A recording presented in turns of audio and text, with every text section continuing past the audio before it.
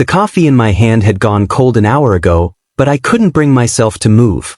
I sat in the corner of this shabby cafe, the same one where everything had fallen apart exactly 2 years ago. Why did I keep coming back here? Maybe I was a masochist. Maybe I just needed the reminder that some wounds never truly heal. My phone buzzed. Another work email. I ignored it. Instead, I stared at the rain streaking down the window, each drop racing the others to the bottom. Just like how Adrian and I had raced through our relationship, fast, reckless, and headed straight for a crash. Adrian Blackwood. Even thinking his name made my chest tighten. He'd been everything I thought I wanted. Powerful alpha, heir to the Blackwood empire, devastatingly handsome with those storm-gray eyes that could strip away every defense I had. When he'd walked into my university lecture hall 3 years ago as a guest speaker, every Omega in the room had practically swooned. But somehow, impossibly, he'd chosen me. "You're different," he'd whispered that first night, his fingers tracing my jaw. "You don't look at me like I'm a prize to be won." I'd laughed. "Maybe because you're not." That should have been my first warning. Adrian wasn't used to being challenged. Alphas like him never were. The first 6 months had been intoxicating. He'd pursued me with an intensity that left me breathless. Late-night drives along the coast, his hand possessively gripping mine. Stolen moments in his penthouse where he'd press me against floor-to-ceiling windows, the city sprawling beneath us as he marked my neck with claiming bites that never quite took. Weekend getaways where we'd forget the world existed. "Be mine," he'd growled against my skin. "Officially. Let me bond with you." But I'd always hesitated. Something held me back, some instinct whispering that I'd lose myself completely in his gravitational pull. Then his father had found out about us. I remember that day with crystal clarity. We'd been at his family estate for a business dinner I'd begged him not to bring me to.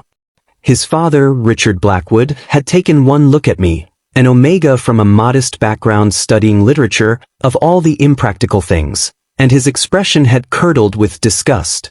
"You're distracted," Richard had said to Adrian, not even acknowledging my presence. "This Omega is making you weak. The merger with the Ashford pack depends on you bonding with their daughter. You know this." Adrian's hand had tightened on mine under the table. "I'm not bonding with Elena Ashford. I don't love her." "Love?" His father had laughed, sharp and cruel. "Love is a luxury. Power is necessity. End this, distraction, or I'll end your position in the company." I'd expected Adrian to fight. To choose us. To prove that what we had was worth more than business mergers and family dynasties. Instead, he'd gone silent. That silence had shattered something in me. "Adrian?" I'd whispered. He wouldn't meet my eyes. The argument had exploded later, in his car outside my apartment. Rain pounding on the windshield just like today. "I need time," he'd said, jaw clenched. "To figure this out. To find a way." "There is no way," I'd shouted, 2 years of suppressed frustration finally erupting. "There's just you, choosing between me and your father's approval. And we both know which one you'll pick. That's not fair. You don't understand the pressure. I understand perfectly. I'm not enough. I'll never be enough for someone like you." His eyes had flashed with hurt and anger. "You're being dramatic. And you're being a coward." The words had hung between us like a death sentence. "Maybe," he'd said finally, voice cold in a way I'd never heard before, "you're right. Maybe this was a mistake. Maybe I need someone who understands my world. Someone who can handle being with an alpha like me without falling apart." Each word had been a knife to my heart. "Get out of my car," he'd said. So I had. I'd walked through the rain to my apartment, drenched and destroyed, and I hadn't looked back. 2 weeks later, the engagement announcement had appeared in every major newspaper. Adrian Blackwood to wed Elena Ashford, uniting 2 powerful packs. He hadn't even called to warn me. I'd forced myself to move on. Threw myself into finishing my degree. Got a job at a small publishing house. Dated a few people, nice omegas and betas who didn't make my heart race, didn't make me feel like I was burning alive, didn't leave me feeling empty when they left. Boring. Exactly what I needed. I hadn't seen Adrian once in 2 years. Our worlds didn't overlap anymore. Until yesterday. My phone rang, jarring me from my memories. My friend Marcus, frantic. Have you seen the news? What news? Adrian Blackwood. He was in a car accident 3 days ago. Hit his head pretty badly. My blood turned to ice. Is he? He's alive. But... Marcus paused. They're saying he has amnesia. Can't remember the last 3 years. The cafe tilted around me. 3 years. That meant he didn't remember our breakup. Didn't remember choosing his father over me. Didn't remember Elena Ashford or their engagement. Didn't remember breaking my heart. Why are you telling me this? I whispered. Because apparently, the first thing he asked about when he woke up was you. He wants to see you. My coffee cup slipped from my numb fingers, shattering on the floor. Outside, the rain continued to fall, and somewhere across the city, Adrian Blackwood was waking up to a past he couldn't remember. A past that included me. And I had absolutely no idea what I was going to do about it. I stood outside Blackwood Memorial Hospital for 20 minutes before I finally convinced my legs to move. This was insane. I should turn around, go home, pretend Marcus had never called. Adrian had made his choice 2 years ago. His amnesia didn't change that. It didn't erase the pain, the betrayal, the months I'd spent crying myself to sleep. But my traitorous feet carried me through the automatic doors anyway. The hospital smelled like antiseptic and despair. My hands trembled as I approached the reception desk, but before I could speak, a sharp voice cut through the lobby. You have some nerve showing up here. I turned to find Elena Ashford glaring at me, her designer dress and perfect makeup somehow making her look even more intimidating under the harsh fluorescent lights. Adrian's fiancée. The woman he'd chosen over me. Elena, I managed my throat tight. He doesn't remember you, she hissed, stepping closer. Her expensive perfume made my nose itch. The doctors say forcing memories could damage him further. You need to leave. Now. I didn't come here to cause trouble. You're trouble just by existing. Her eyes flashed with something dangerous. He asked for you because his mind is stuck 3 years ago, when you were still relevant. But that's not reality. I'm his fiancée. I'm his future. And I won't let you confuse him. Before I could respond, a nurse interrupted. Excuse me, are you here for Adrian Blackwood? He's been asking for someone named. She checked her clipboard. The Omega from the cafe? He keeps saying that. My heart lurched. The Omega from the cafe. That's what he'd called me when we first met, teasing me about how I'd always order the same complicated drink. Elena's face turned crimson. I'm his fiancée. He should be asking for me. The nurse looked uncomfortable. I'm just relaying what he said. Room 407, 4th floor, if you'd like to see him. She directed this last part at me. I shouldn't go. Every rational part of my brain screamed at me to walk away. But then I remembered how Adrian's eyes used to light up when he saw me. How he'd pull me close and breathe in my scent like I was the only thing keeping him anchored to the earth. How he'd whisper promises in the dark that I'd foolishly believed. I'll just say hello, I heard myself say. Then I'll leave. Elena grabbed my wrist, her grip painful. If you hurt him, you mean the way he hurt me? The words came out sharper than intended. I pulled free and headed for the elevator, my pulse thundering in my ears. The 4th floor was quieter. My feet felt like lead as I approached room 407. Through the small window in the door, I could see him. Adrian. He looked the same but different. His dark hair was messier than he usually kept it, and there was a bandage wrapped around his head. He sat up in bed, staring out the window with an expression I recognized, that distant look he got when he was trying to solve a problem. I knocked softly. He turned and our eyes met. The world stopped spinning. For a moment, neither of us moved. Then his face broke into a smile so genuine, so full of relief and joy, that it physically hurt to witness. There you are, he breathed. I've been going crazy.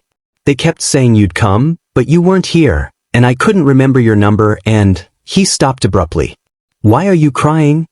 I touched my face. I hadn't realized tears were falling. Adrian, I started, but he was already out of bed, crossing the room in 3 long strides despite the 4 still attached to his arm. He pulled me into his arms, and the familiar scent of him, pine and rain and something uniquely alpha, nearly broke me. I don't know what happened, he murmured against my hair. They say I was in an accident, that I've lost memories. But I remember you. I remember us. That's all that matters, right? I should pull away. Should tell him the truth. Should protect myself.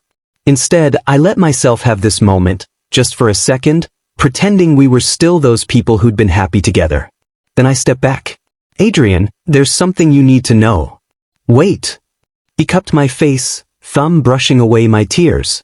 First, tell me you're okay. You seem different. So, did something happen? Did I do something? The door burst open before I could answer. A doctor entered, flanked by Adrian's father and Elena. Richard Blackwood looked older than I remembered, but his eyes were just as cold. What is this Omega doing here? Father. Adrian's brow furrowed. He kept one arm around me, protective. What's wrong with you? And why is Elena here? Elena's perfect composure cracked slightly. Adrian, darling, I'm your fiancé. Don't you remember? The confusion on Adrian's face would have been comical if it weren't so devastating. Fiancé? What are you talking about?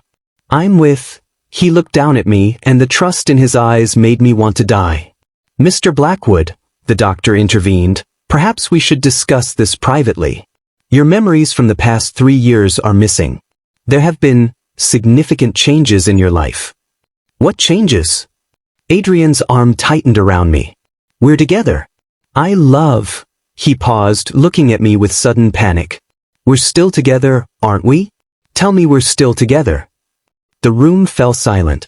Everyone stared at me. This was my moment.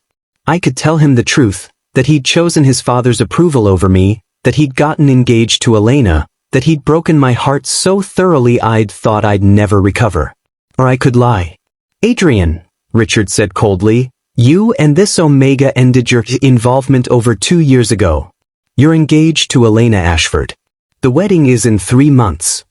Adrian's face went white. That's not possible. I would never. He looked at me desperately. Tell him he's wrong. Tell him we're still together. My mouth opened, but no sound came out. The accident has confused you, Elena said, reaching for him. Come back to bed. We'll sort this out. Adrian jerked away from her touch, his eyes never leaving mine. Say something. Please. I wanted to. God, I wanted to tell him we were still together, that nothing had changed, that he was still mine and I was still his. But I couldn't build a relationship on a lie, even if the truth would destroy us both. It's true, I whispered. We broke up 2 years ago. You chose Elena. You chose your family's company over me. The devastation on his face was immediate and complete. No. No, that's not. I wouldn't do that. I love you. I would never. But you did. My voice cracked. And now I need to go. I turned toward the door, but his hand caught mine. Don't leave, he said, and there was such raw desperation in his voice that it stopped me cold. I don't remember what happened, but I know this. I know how I feel right now. And right now, I'm still in love with you. Elena made a strangled sound. Richard stepped forward. Security. No, Adrian said firmly, his alpha command filling the room. Everyone froze. Everyone get out. Except you. He squeezed my hand. Said, please, help me understand what happened. Help me remember. I looked into those storm-gray eyes, and for the first time in 2 years, I saw the Adrian I'd fallen in love with. The one who'd existed before family pressure and corporate mergers had corrupted everything good between us. Okay, I heard myself say, I'll stay. The look of relief on his face was almost worth the hell I knew was coming. Almost. The hospital room felt smaller with just the two of us. Adrian sat on the edge of his bed, still holding my hand like I might vanish if he let go. Outside, I could hear Elena arguing with security, her voice shrill with indignation. Tell me everything, Adrian said quietly. Don't spare my feelings. I need to know what kind of person I became. So I did. I told him about his father's ultimatum, about the dinner at the estate, about how Adrian had chosen silence over fighting for us. I told him about the rain-soaked breakup, about the engagement announcement in the newspapers, about the 2 years I'd spent trying to forget him. With every word, I watched something break inside him. "I don't believe it," he said finally, but his voice lacked conviction. "That's not who I am. That's not who I want to be." "But it's who you were," I said softly. "People change, Adrian. Pressure changes people."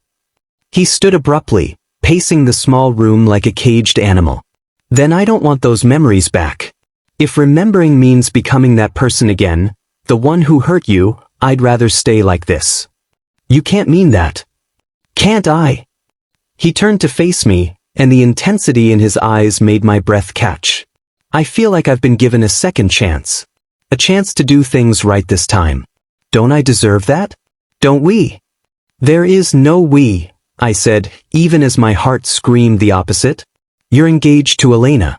Your father expects." "I don't care what my father expects." His voice turned hard.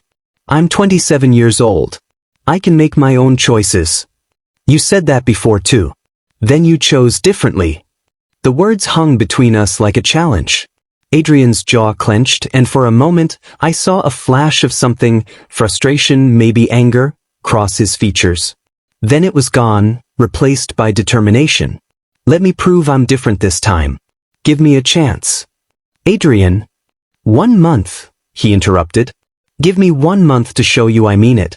To show you I choose you, not my father's approval or some arranged marriage. If after 1 month you still don't believe me, I'll let you go. For good." Every instinct screamed at me to refuse. To protect myself. To remember the pain.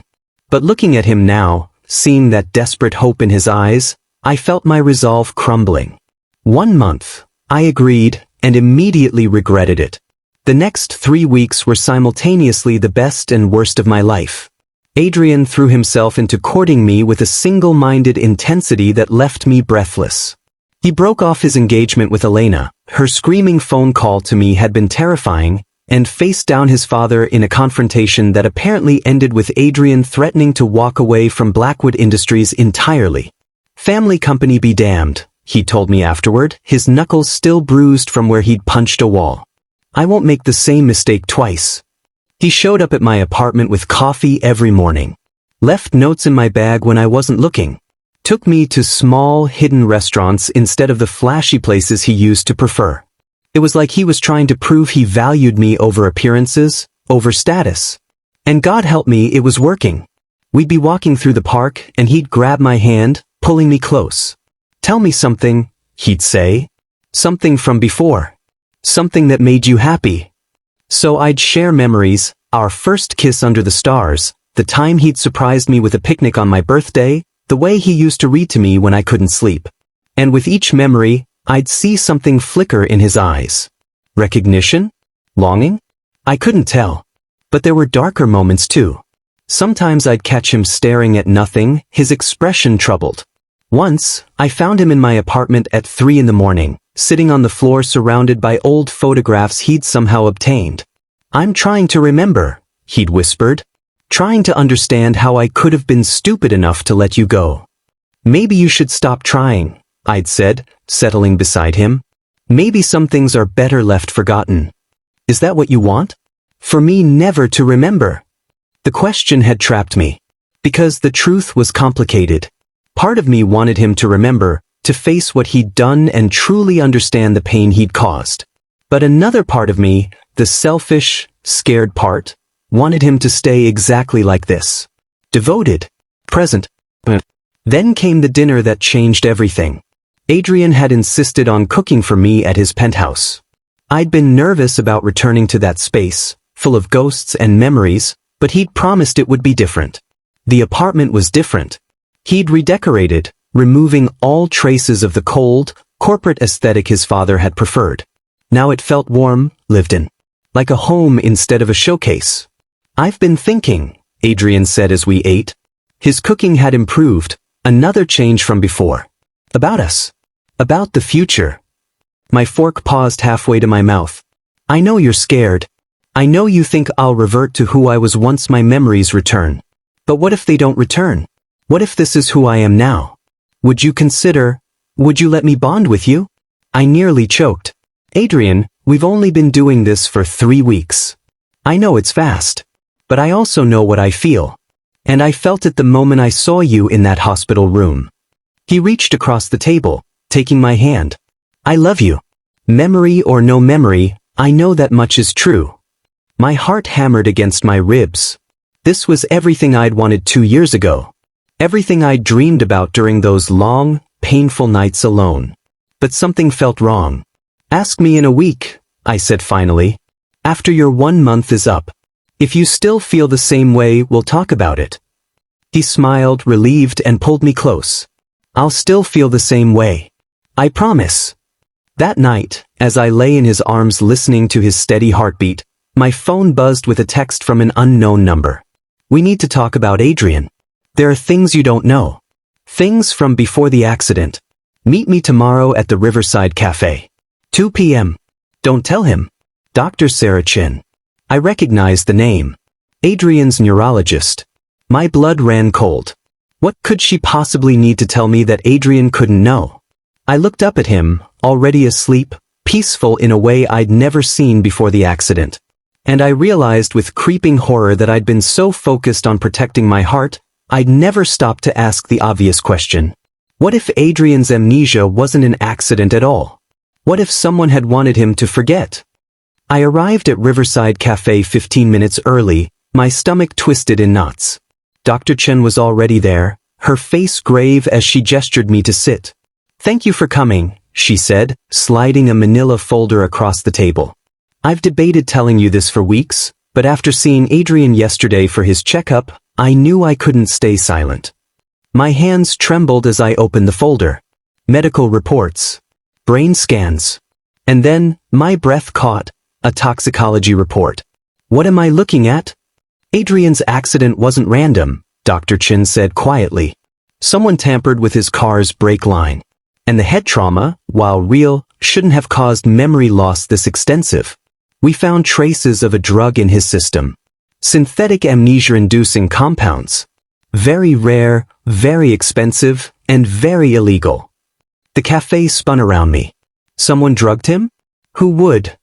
I have suspicions, but no proof. What I do know is this. His memories are coming back. Slowly in fragments. The drug is metabolizing out of his system. Within the next few days, he'll likely remember everything. My throat closed. Does he know? No. And here's the part you need to understand. Dr. Chin leaned forward, her voice urgent. When the memories return, they'll come back all at once. It could be traumatic. Disorienting. He might not be the same person who's been courting you these past weeks. The Adrian who chose his father over you. That Adrian will return. Thought I might be sick. There's more, she continued. Yesterday, Adrian asked me to run a compatibility test. For bonding purposes. She paused. I think he's planning to propose. Soon. The folder slipped from my numb fingers. I'm telling you this because you deserve to make an informed choice. If you bond with him now, while he's essentially a different person, what happens when his real self returns? Will he resent you? Will you resent him for not truly choosing you with full knowledge of what he'd done? I couldn't breathe. Couldn't think. I need to go, I whispered, standing on shaking legs. I ran from the cafe, Dr. Chen's words echoing in my mind. Someone had drugged Adrian. Someone had wanted him to forget. Elena? Richard? Someone else entirely? And more importantly, what was I going to do about it? I found myself at Adrian's penthouse, using the key he'd given me last week. He wasn't home yet. I paced the living room, my mind racing with impossible choices. Tell him the truth about the drugs? Let him remember naturally? Run before everything fell apart? That's when I saw it. A small black jewelry box on the kitchen counter, partially hidden behind a coffee maker. My hands moved before my brain could stop them. Inside was a ring, simple, elegant, with a small diamond that caught the light. And a note in Adrian's handwriting. For when I finally find the courage to ask. For when I'm worthy of your answer. Tears blurred my vision. This Adrian, the one who left notes and cooked dinner and looked at me like I hung the moon, this Adrian was planning to propose. But he wasn't the real Adrian. He was a version created by trauma and drugs and missing memories. The door opened. Adrian walked in, froze when he saw me holding the box. "You weren't supposed to find that yet," he said softly, setting down his briefcase. "I was going to wait until our 1-month anniversary. Make it special. Adrian, we need to talk." Something in my voice made him tense. "What's wrong?" So I told him. About Dr. Chin. About the drugs. About his memories returning. I watched his face cycle through shock, anger, confusion, and finally, devastatingly, fear. "My memories are coming back?" He sat heavily on the couch. "When?" "Soon. Days maybe." Dr. Chin said it could be sudden. He was quiet for a long moment. Then, "Do you want to leave? Before it happens? I'd understand if—" "Stop." I knelt in front of him, taking his hands. "This isn't about what I want. This is about you. Someone tried to erase parts of your life. Don't you want to know who? Don't you want to know why?" "I know why," he said bitterly. "Because the old me was apparently a coward who made terrible choices. Maybe whoever did this thought they were doing me a favor. You can't believe that. Can't I?" His eyes met mine, and the anguish there broke something in me. Maybe I deserved it. Maybe I deserved to forget what I'd done to you. Nobody deserves that, Adrian. Not even you. We sat in silence, the weight of everything pressing down on us. Then Adrian did something unexpected. He pulled out his phone and called his father. "We need to talk," he said coldly. "And bring Elena." An hour later, they arrived. Richard looked annoyed. Elena looked nervous. "What's this about?" Richard demanded. Adrian stood, and I watched him transform into someone harder, sharper. Someone who commanded respect through presence alone. Maybe some parts of the old Adrian weren't so bad. "Did you drug me?" he asked bluntly. "Did you arrange my accident?" Elena went pale. Richard's expression didn't change. "I have no idea what you're—" "Elena." Adrian's voice cut like a blade. "Tell me the truth. Right now. Or I swear I'll make sure every business connection your family has with ours disappears by morning." Elena crumbled. "It wasn't supposed to hurt you. The accident was meant to be minor, just enough to justify the memory loss. And the drugs were supposed to make you forget the guilt, forget your obsession with him." She gestured at me. "So you could be happy with me. So we could build our life without your past constantly haunting you." The room erupted. Richard denied knowledge, though his face suggested otherwise. Adrian's rage was palpable. I sat frozen, processing the fact that Elena had loved him enough to try to erase me from his mind. In a twisted way, I almost understood. "Get out," Adrian said quietly. "Both of you." "And Elena? Our families are done. Blackwood Industries will find other partners." After they left, Adrian collapsed beside me. "I'm sorry," he whispered. "For what I did before. For what I'm about to become when my memories return. For all of it." I took his face in my hands. "Listen to me. When your memories come back, you're going to remember the pain you caused. You're going to remember your choices.